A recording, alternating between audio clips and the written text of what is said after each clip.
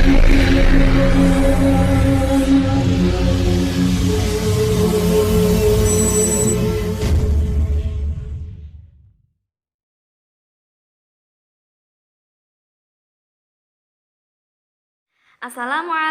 warahmatullahi wabarakatuh. Selamat pagi teman-teman. Bagaimana kabarnya hari ini? Ustazah harap teman-teman dalam keadaan sehat walafiat ya, dan selalu dalam lindungan Allah Subhanahu wa taala. Bagaimana kabarnya puasanya teman-teman di rumah? Lancar kan? Nah, hari ini sudah hari ke-13 puasa Ramadan. Ustazah harap teman-teman full ya puasanya ya. Hari ini teman-teman kira-kira mendapatkan materi apa ya? Nah, hari ini teman-teman akan mendapatkan materi tentang amalan saat puasa. Amalan saat puasa. Apa itu teman-teman ya? Nah, ada beberapa amalan yang dilakukan ketika kita berpuasa, dan Allah itu sangat suka orang yang berpuasa. Jadi Allah akan mengganjar atau memberi pahala lebih banyak kepada orang yang berpuasa. Itu satu kebaikan akan diganjar 10 kebaikan oleh Allah. Bahkan ada juga loh sampai 700 kebaikan. Nah, jadi buat teman-teman di rumah, jangan disia-siakan bulan puasa ini. Mari kita berlomba-lomba untuk berbuat kebaikan ya. Teman-teman tahu tidak? Orang yang berpuasa itu bau mulutnya lebih harum loh dari minyak miski. Kemudian orang yang berpuasa itu juga akan dimuliakan oleh Allah. Nah, kali ini Ustazah akan memberikan amalan apa saja ya yang dilakukan saat puasa. Teman-teman di rumah bisa ambil buku dan pensilnya untuk mencatat materi dari Ustazah. Nah, yang pertama yaitu amalan memperbanyak membaca Al-Quran. Nah, teman-teman, jadi di bulan puasa ini teman-teman harus banyak-banyak membaca Al-Quran. Karena apa? Karena bulan puasa adalah bulannya Al-Quran. Dalam bulan puasa, dalam bulan Ramadan, Allah di situ menurunkan Al-Quran, yaitu dikenal dengan Nuzulul Quran.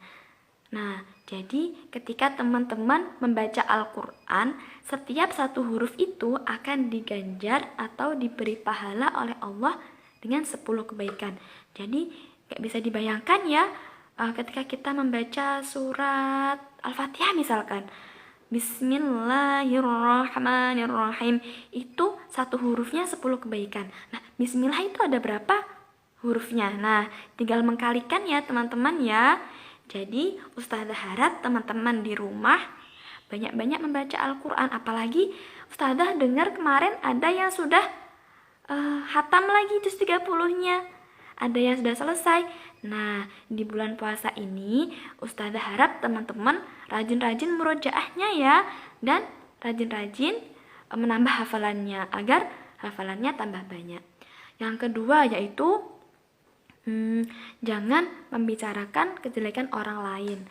Nah, teman-teman, ketika teman-teman berpuasa kemudian teman-teman membicarakan temannya misalkan, itu akan mengurangi pahalanya berpuasa. Teman-teman sah puasanya, tapi teman-teman tidak mendapatkan pahalanya berpuasa. Jadi eman ya teman-teman ya, kita sudah seharian lapar, seharian haus, seharian capek, seharian gak kuat, lemas, pahalanya hilang seketika ketika kita membicarakan kejelekan orang lain. Nah, dihindari ya teman-teman ya.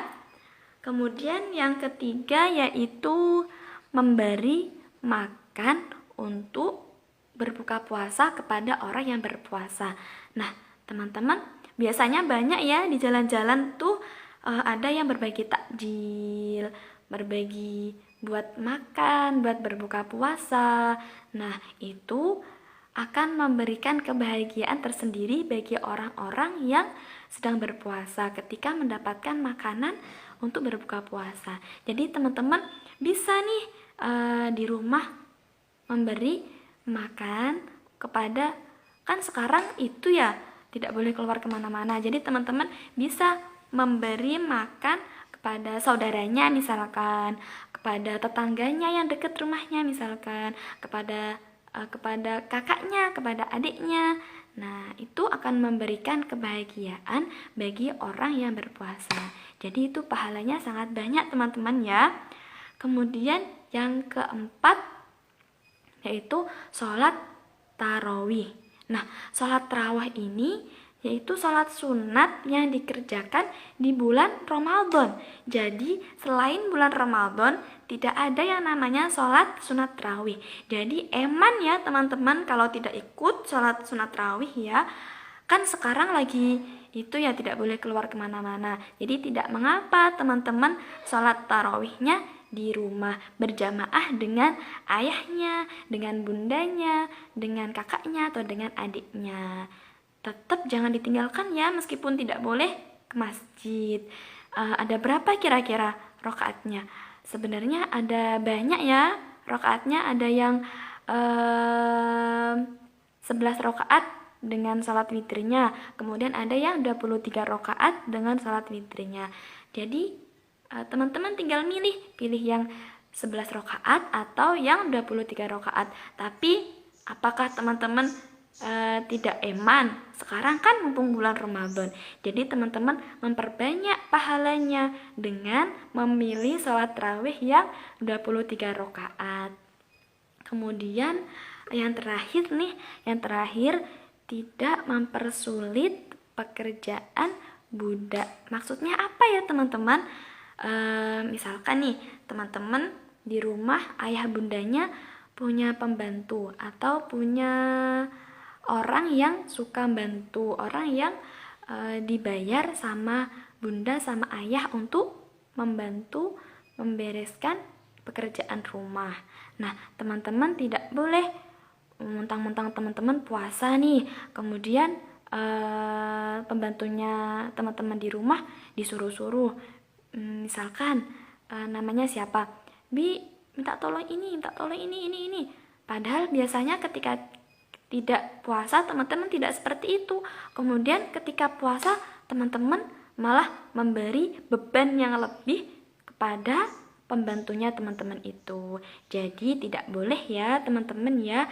Teman-teman meskipun punya pembantu di rumah, tapi teman-teman tetap memperlakukan dengan baik, memperlakukannya dengan yang istimewa ketika bulan puasa, agar apa teman-teman?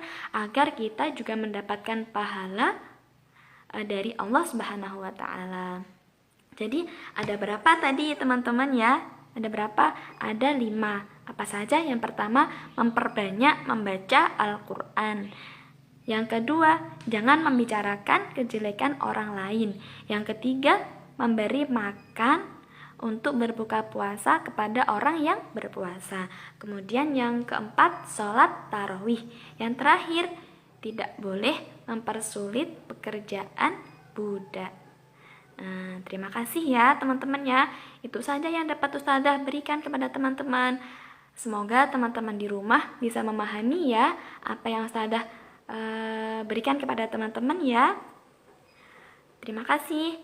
Semoga bermanfaat dan semoga bisa diamalkan teman-teman di rumah. Terima kasih. Wassalamualaikum warahmatullahi wabarakatuh.